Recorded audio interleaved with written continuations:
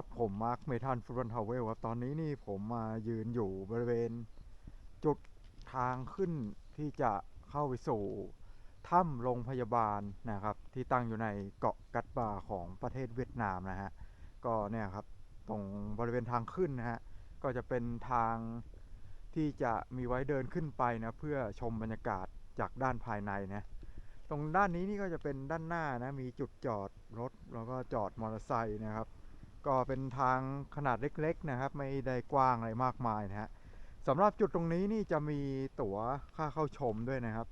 เนี่ยครับเป็นตั๋วค่าเข้าชมซื้อจากด้านหน้านะครับก็ราคานี่จะอยู่ที่ประมาณ50,000เวียดนามดงตีเป็นเงินไทยตอนนี้นี่ก็ราวๆ60 บาทนะตรงนี้นี่มีต้นมะละกอด้วยนะฮะเนี่ยก็จะเป็นจุด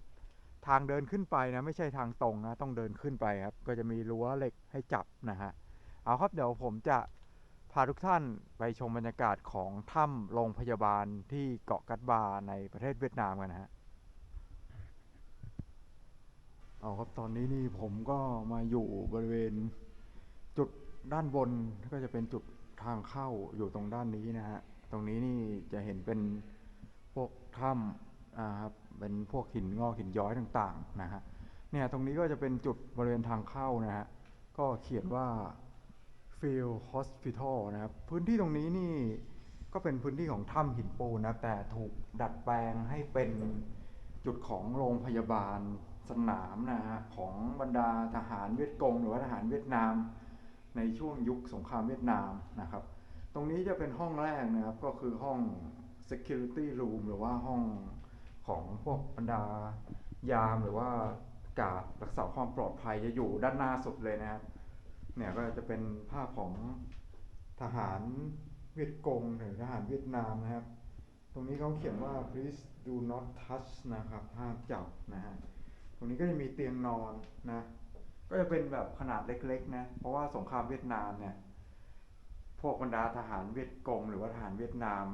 ทางตอนเหนือเนี่ยค่อนข้างจะอยู่ในพื้นที่แคบนะครับเพราะมันจำเป็นนะฮะ ในการที่จะใช้เป็นจุดฐานทัพหรือว่าจุดสำหรับเล่นงานพวกบรรดาข้าศึกศัตรูซึ่งส่วนใหญ่ก็เป็นอีกฝั่งหนึ่งก็คือฝั่งของเวียดนามใต้แล้วก็ทางสหรัฐอเมริกานะครับตรงด้านนี้นี่เป็นห้อง Kitchen Room นะครับหรือว่าห้องครัวนะฮะเข้ามาดูบรรยากาศของห้องครัวกันนะครับ เนี่ยตรงนี้ก็จะเหมือนกับบ้านเรานะเสียงตรงข้างในนี่ต้องค่อนข้างกล้องนะเนี่ยก็จะมีพวกเตาฟืนเผาถ่านนะครับนี่พวกนี้ก็จะทำกับข้าวกันบริเวณจุดตรงนี้นะครับ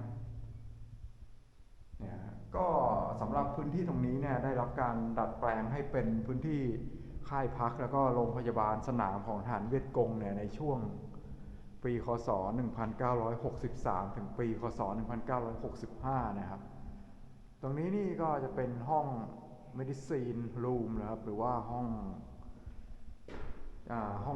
จำหน่ายยานะครับห้องยานั่นเองนะตรงด้านนี้นี่เปิดไม่ได้เขาทำแค่สตาฟเอาไว้นะครับด้านในตรงนี้ก็ไม่มีอะไรนะครับก็จะมียาไว้สำหรับรักษาโรคนะครับแล้วก็ยาพวกรักษาพวกบรรดาทหารที่ได้รับบาดเจ็บถูกยิงนะครับถูกกับระเบิดนะครับก็จะใช้ห้องนี้นะครับเป็นห้องในการจำหน่ายยานะครับส่วนห้องที่4นี้จะเป็นห้องเวทพอนนะครับหรือว่าห้องอาวุธนะฮะมาดูบรรดาอาวุธของบรรดาทหารเวียดกงนะครับ เนี่ยก็จะมีปืน M16 ไรเฟิลนะครับเนี่ยเขาจะมีบอกนะฮะพวกอาวุธต่างๆนะครับ79 Grenade Launcher นะครับเนี่ยตรงนี้ก็จะเป็นพวกหัวลูกระเบิดต่างๆนะครับอาวุธปืนไรเฟิลนะครับกล่องอาวุธก็มีทั้งจากของอเมริกาของรัสเซียนะครับ นะครับกล่องบรรจุพวกอาวุธยุทโธปกรณ์ต่างๆนะครับตรงนี้นี่ก็จะเป็นภาพสมัยอดีตนะของบรรดาฐานเวียดกงนะครับในการดูแลพวกคลังอาวุธต่างๆนะ นี่จะเป็นจุดของห้องที่สี่นะครับด้านนี้นี่ก็จะเป็นอีกห้องหนึ่งนะครับห้องนี้นี่รู้สึกว่าจะไม่ได้มีการบอกนะว่าเป็นห้องอะไรแต่ถ้าที่ดูจากรูปปั้นด้านในนี่ก็จะเป็นห้องรักษาบรรดาทหารที่ได้รับบาดเจ็บนะครับจากช่วงยุคสงครามนะครับเนี่ยนอนก็เตียงไม้แบบนี้นะครับไม่ได้มีหรูหราอะไรแบบนะฮะอยู่กันแบบตามมีตามเกิดกันไปนะครับเนี่ยเป็นรูปปั้นของบรรดาทหารเวียดกงที่ได้รับบาดเจ็บนะครับบางคนที่ถูกยิงบางคนก็ได้รับบาดเจ็บมากได้รับบาดเจ็บน้อยนี่ก็คลาเคล้ากันไปนะตรงนี้นี่จะเป็นห้องประชุมนะครับหรือว่า meeting room เนี่ยครับห้องประชุมของบรรดาทหารเวียดกงนะในการวางแผนในการสู้รบนะครับทหารเวียดกงเนี่ยจะสู้รบกันแบบกองโจรนะฮะมีรูปภาพเป็นรูปภาพของลุงโฮนะครับก็เป็นวีรบุรุษของชาติเวียดนามนะครับของด้านหน้านี่ก็รูปของลุงโฮหรือว่าโฮจิมินห์เนี่ยครับก็มีนายทหารนะครับที่จะประชุมกันตรงด้านนี้นะฮะในการวางแผนการต่อสู้นะครับการต่อสู้ของเวียดนามเนี่ยแม้ว่าพวกยุทโธปกรณ์จะสู้พวกบรรดาฝั่งสหรัฐอเมริกาไม่ได้นะครับแต่ก็ถือว่าใช้วิธีสู้รบแบบกองโจรนี่ก็เป็นห้อง treatment room นะครับห้องรักษานะครับก็เขาไม่จับนะครับ please do not touch นะเนี่ยตรงนี้ก็จะมีพวกอุปกรณ์ในการรักษานะครับเนี่ยก็จะมีพวกยาพวกสำลีนะครับในการรักษาล้างบาดแผลนะครับหรือบางทีเนี่ยต้องผ่ากระสุนกันแบบสดๆเลยนะครับไม่ได้มีการฉีดยาชานะเพราะฉะนั้นเนี่ยการรักษาเนี่ยก็จะคนที่ได้รับบาดเจ็บเนี่ยก็จะเจ็บมากนะครับเพราะต้องมีการผ่าแบบสดๆนะฮะ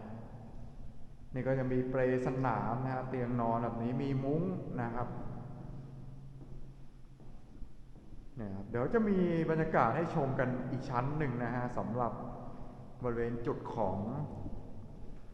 ถ้ำโรงพยาบาลนะครับที่ตั้งอยู่ในเกาะกัดบานะครับชื่อภาษาอังกฤษเนี่ยก็คือ Military Hospital Cave นะฮะค่าเข้า50,000 ดองหรือประมาณ60 บาทนะครับนี่ตรงนี้มีเตียง3 เตียงนะครับแล้วก็มีพวกหมวกของทหารเวียดกงนะครับแก้วภาชนะนะครับเอาไว้สำหรับดื่มน้ำแล้วก็ไม้ค้ำยันนะฮะสำหรับทหารที่ได้รับบาดเจ็บเนี่ยตรงนี้ก็มีอีก3 เตียงนะครับก็สำหรับจุดตรงนี้ก็เป็นสถานที่เอาไว้สำหรับเรียนรู้ประวัติศาสตร์นะส่วนด้านนี้ก็จะเป็นจุดของทางออกนะครับนี่ห้องนี้รู้สึกว่าจะเป็นห้องรับประทานอาหารก็ห้องกินข้าวนะฮะเนี่ยมีจานภาชนะนะครับตรงนี้นี่ก็เป็นพวกภาชนะนะครับไว้สำหรับใส่พวกอาหารแล้วก็นี้ก็จะเป็นจุดของที่เอาไว้สำหรับใส่น้ำดื่มนะครับเนี่ยส่วนด้านนี้นี่ก็จะเป็นจุดทางออกแล้วนะฮะเนี่ยครับเดี๋ยวไปชมบรรยากาศบริเวณจุดของชั้นที่2กันต่อนะครับตรงนี้นี่จะเป็นบริเวณชั้น1ตรงนี้นี่จะเป็นห้อง operating room นะครับมีทหารก็เป็นห้องรักษานะครับเนี่ยครับก็จะมีทหารนอนรอรับการรักษานะฮะก็จะประมาณนี้สำหรับจุดของชั้นแรกนะฮะมีทั้งห้องของกาดนะครับห้องประชุมห้องรับประทานอาหารห้องรักษาทหารที่ได้รับบาดเจ็บห้องยานะฮะเดี๋ยวจะไปบริเวณจุดชั้นที่2นะครับเนี่ยก็จะไปทางเดินไปจุดชั้นที่2นะเนี่ยด้านหน้านี้รู้สึกว่าจะมีรูปภาพในยุคสมัยอดีตนะครับช่วงยุคสงครามเวียดนามด้วยนะเอาครับเดี๋ยวเราไปชมบรรยากาศบริเวณพื้นที่ชั้นที่2กันต่อนะครับครับมาชมบรรยากาศบริเวณจุดชั้นที่2กันต่อครับเท่าที่สำรวจมานี่ก็ไม่ได้มีอะไรนะครับ ก็จะเป็นบรรยากาศของพื้นที่ภายในถ้ำนะมองเห็นหินด้านบนนะครับเพราะว่าอย่างที่บอกไปครับเพราะว่าพื้นที่ตรงนี้เนี่ย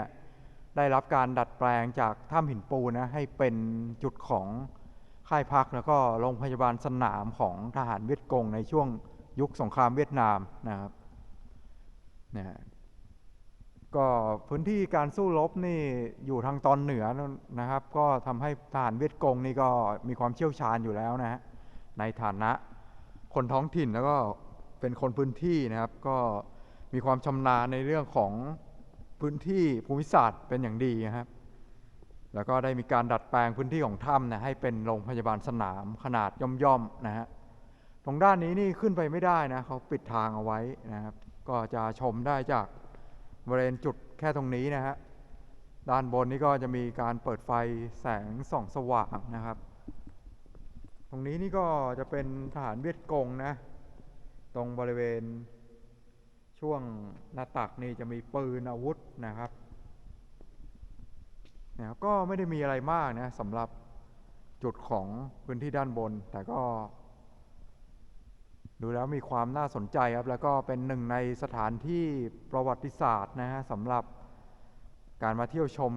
ก็จะได้เรียนรู้เกี่ยวกับ